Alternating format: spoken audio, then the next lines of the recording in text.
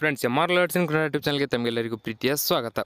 ಇವತ್ತಿನ ಈ ಒಂದು ವಿಡಿಯೋದಲ್ಲಿ ನಾನು ನಿಮಗೆ ತಿಳಿಸ್ಕೊಡ್ತಾ ಇದ್ದೀನಿ ಅಂತಂದರೆ ನೋಡಿ, IDBIದಲ್ಲಿ ಜೂನಿಯರ್ ಅಸಿಸ್ಟೆಂಟ್ ಮ್ಯಾನೇಜರ್ ಹುದ್ದೆಗಳ ನೇಮಕಾತಿ ಆರಂಭವಾಗಿದ್ದು, ಈ ಹುದ್ದೆಗಳಿಗೆ ಅರ್ಜಿ ಸಲ್ಲಿಸಬೇಕಾದರೆ ಯಾವ ರೀತಿ ನೀವು ಶೈಕ್ಷಣಿಕ ಅರ್ಹತೆಯನ್ನು ಮುಗಿಸಿರಬೇಕು ಮತ್ತು ಅರ್ಜಿ ಸಲ್ಲಿಸಲು ಪ್ರಾರಂಭ ದಿನಾಂಕ, ಕೊನೆಯ ದಿನಾಂಕ ಯಾವುದು, ಹಾಗೆ ಈ ಹುದ್ದೆಗೆ ಅರ್ಜಿಯನ್ನು ಸಲ್ಲಿಸುವುದು ಹೇಗೆ, ಸಂಪೂರ್ಣ ಮಾಹಿತಿ ಈ ವಿಡಿಯೋದಲ್ಲಿ ನಿಮಗೆ ಹೇಳ್ಕೊಡ್ತಾ ಹೋಗ್ತೀನಿ. ಮಿಸ್ ಮಾಡದೆ ವಿಡಿಯೋ ಕೊನೆವರೆಗೂ ನೋಡಿ.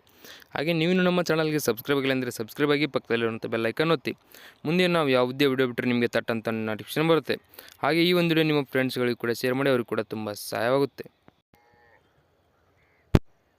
ನೋಡಿ, IDBI ರಿಕ್ರೂಟ್ಮೆಂಟ್ 2024 IDBI ಬ್ಯಾಂಕ್ ಲಿಮಿಟೆಡ್ನ ವಿವಿಧ ಝೋನ್ಗಳಲ್ಲಿ ಖಾಲಿ ಇರುವ junior assistant manager grade O ಹುದ್ದೆಗಳ ನೇಮಕಾತಿಗಾಗಿ ಅಧಿಕೃತ ಅಧಿಸೂಚನೆಯನ್ನು ಬಿಡುಗಡೆ ಮಾಡಿದೆ.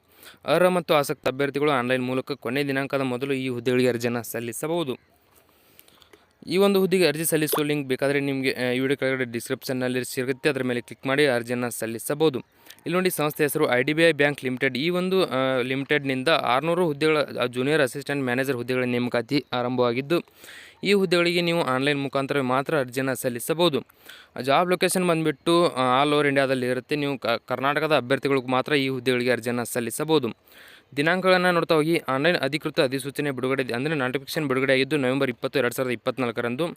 ಆನ್ಲೈನ್ ಅರ್ಜಿ ಸಲ್ಲಿಕೆಗೆ ಪ್ರಾರಂಭ ದಿನಾಂಕ November 21, 2024ರಿಂದ.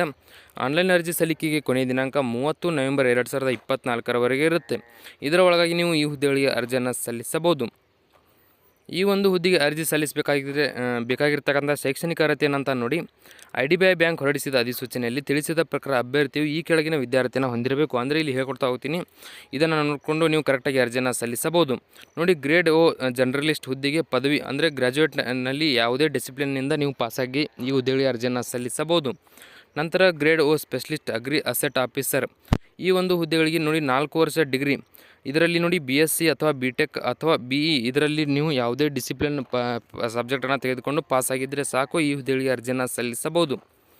ಈ ಒಂದು ಹುದ್ದೆಗೆ ಅರ್ಜಿ ಸಲ್ಲಿಸಬೇಕಾದರೆ ವಯಸ್ಸಿನ ಮಿತಿ ಎಷ್ಟಿರುತ್ತೆ ಅಂತ ನೋಡಿ, IDBI ಬ್ಯಾಂಕ್ ಹೊರಡಿಸಿದ ಅಧಿಸೂಚನೆಯಲ್ಲಿ ತಿಳಿಸಿದ ಪ್ರಕಾರ ಅಂದರೆ ನೋಟಿಫಿಕೇಷನಲ್ಲಿ ಇದ್ದ ಪ್ರಕಾರ ನೋಡಿ, ಕನಿಷ್ಠ 20 ವರ್ಷಗಳಿಂದ ಹಿಡಿದು ಗರಿಷ್ಠ 25 ವರ್ಷದ ಒಳಗೆ ಇರತಕ್ಕಂಥ ಅಭ್ಯರ್ಥಿಗಳು ಮಾತ್ರ ಈ ಒಂದು ಹುದ್ದೆಗಳಿಗೆ ಅರ್ಜಿಯನ್ನು ಸಲ್ಲಿಸಬಹುದು. ನಂತರ ಇನ್ನೊಂದು ಏನಪ್ಪ ಅಂದರೆ, ಈ ಒಂದು ಹುದ್ದೆಗಳಿಗೆ ಯಾವ ರೀತಿ ಆಯ್ಕೆ ಮಾಡಿಕೊಳ್ಳಲಾಗ್ತದೆ ಅಂತ ನೋಡ್ತಾ ಹೋಗಿ, ನೋಡಿ, ಮೊದಲಿಗೆ ಆನ್ಲೈನ್ ಪರೀಕ್ಷೆ ಅಂದರೆ ಆನ್ಲೈನ್ ಟೆಸ್ಟ್ ನಡೆಸಲಾಗುತ್ತೆ. ಆನ್ಲೈನ್ ಟೆಸ್ಟ್ ಆದ ನಂತರ ನಿಮಗೆ ದಾಖಲೆಗಳ ಪರಿಶೀಲನೆ, ಡಾಕ್ಯುಮೆಂಟ್ ವೆರಿಫಿಕೇಷನ್ ಇರುತ್ತೆ. ಡಾಕ್ಯುಮೆಂಟ್ ವೆರಿಫಿಕೇಷನ್ ಆದ ನಂತರ ನಿಮಗೆ ವೈಯಕ್ತಿಕ ಸಂದರ್ಶನ ನಡೆಸಲಾಗುತ್ತೆ. ವೈಯಕ್ತಿಕ ಸಂದರ್ಶನ ಮುಗಿದ ನಂತರ ನಿಮಗೆ ವೈದ್ಯಕೀಯ ಪರೀಕ್ಷೆ ಅಂದರೆ ಮೆಡಿಕಲ್ ಟೆಸ್ಟ್ ಇರುತ್ತೆ. ಮೆಡಿಕಲ್ ಟೆಸ್ಟ್ನಲ್ಲಿ ಪಾಸ್ ಆಗಿದ್ರೆ ಸಾಕು, ನೀವು ಈ ಹುದ್ದೆಗೆ ಆಯ್ಕೆಯಾದಂತೆ. ಇನ್ನೊಂದೇನಪ್ಪ ಅಂದರೆ, ಈ ಒಂದು ಹುದ್ದೆಗೆ ಆಯ್ಕೆಯಾದ ಅಭ್ಯರ್ಥಿಗಳಿಗೆ ಸಂಬಳ ಅಂದರೆ ನೋಟಿಫಿಕೇಷನಲ್ಲಿ ಯಾವ ರೀತಿ ಬಿಡುಗಡೆ ಮಾಡಿರ್ತಾರೆ ಅಂದರೆ, ಇನ್ನೊಂದೇನಪ್ಪ ಅಂದರೆ, ನೀವು ಯಾವ ಹುದ್ದೆಗೆ ಆಯ್ಕೆಯಾಗಿರ್ತೀರಿ ಅದರದ ಮೇಲೆ ಅವರು ಸಂಬಳವನ್ನು ನೀಡಲಾಗುತ್ತೆ. ಈ ಒಂದು ಹುದ್ದೆಗೆ ಅರ್ಜಿ ಸಲ್ಲಿಸಬೇಕಾದ್ರೆ ಬೇಕಾಗಿರ್ತಕ್ಕಂಥ ಅರ್ಜಿ ಶುಲ್ಕ ಎಷ್ಟಿರುತ್ತೆ ಅಂತ ನೋಡಿ, ಪರಿಶಿಷ್ಟ ಜಾತಿ, ಪರಿಶಿಷ್ಟ ಪಂಗಡ ಹಾಗೂ ಅಂಗವಿಕಲ ಅಭ್ಯರ್ಥಿಗಳಿಗೆ 250 ರೂಪಾಯಿ ಇರುತ್ತೆ. ಎಲ್ಲ ಉಳಿದ ವರ್ಗಗಳ ಅಭ್ಯರ್ಥಿಗಳಿಗೆ 1050 ಇರುತ್ತೆ. ಕರೆಕ್ಟಾಗಿ ನೋಡಿಕೊಂಡು ಅರ್ಜಿಯನ್ನು ಸಲ್ಲಿಸಿ. ಈ ಒಂದು ಹುದ್ದೆಗೆ ಅರ್ಜಿಯನ್ನು ಸಲ್ಲಿಸೋದು ಹೇಗೆ ಅಂತ ಸಿಂಪಲ್ಲಾಗಿ ಹೇಳ್ಕೊಡ್ತಾ ಹೋಗ್ತೀನಿ ನೋಡಿ. ಈ ಒಂದು ವಿಡಿಯೋ ಕೆಳಗಡೆ ಅಫಿಷಿಯಲ್ ವೆಬ್ಸೈಟ್ ಅಂದರೆ ಅರ್ಜಿ ಸಲ್ಲಿಸುವ ಲಿಂಕ್ ಇರುತ್ತೆ, ಅದರ ಮೇಲೆ ಕ್ಲಿಕ್ ಮಾಡಿದ ನಂತರ recruitment of junior assistant manager ಅಂತ ಒಂದು ಆಪ್ಷನ್ ಕಾಣುತ್ತೆ, ಅದರ ಮೇಲೆ ಕ್ಲಿಕ್ ಮಾಡಿದ ನಂತರ ಅಲ್ಲಿ ನಿಮಗೆ ಏನೇನು ಡಾಕ್ಯುಮೆಂಟ್ಸ್ಗಳನ್ನು ಕೇಳ್ತಾ ಅವುಗಳನ್ನು ಕರೆಕ್ಟಾಗಿ ಫಿಲ್ ಮಾಡಿದ ನಂತರ ಅಲ್ಲಿ ನಿಮಗೆ ಅರ್ಜಿ ಶುಲ್ಕ ಪೇ ಮಾಡಿ ಅಂತ ಕಾಣುತ್ತೆ, ಅದರ ಮೇಲೆ ಕ್ಲಿಕ್ ಮಾಡಿ ನಿಮಗೆ ಯಾವ ಕಾಸ್ಟ್ಗೆ ಎಷ್ಟೆಷ್ಟಿದೆ ಅಂತ ಹೇಳಿದ್ದೀನಿ, ಅದನ್ನು ನೋಡಿಕೊಂಡು ಕರೆಕ್ಟಾಗಿ ಪೇ ಮಾಡಿದ ನಂತರ ನಿಮಗೆ ಪ್ರಿಂಟ್ ಬರುತ್ತೆ, ಅದನ್ನು ತೆಗೆದುಕೊಳ್ಳಿ.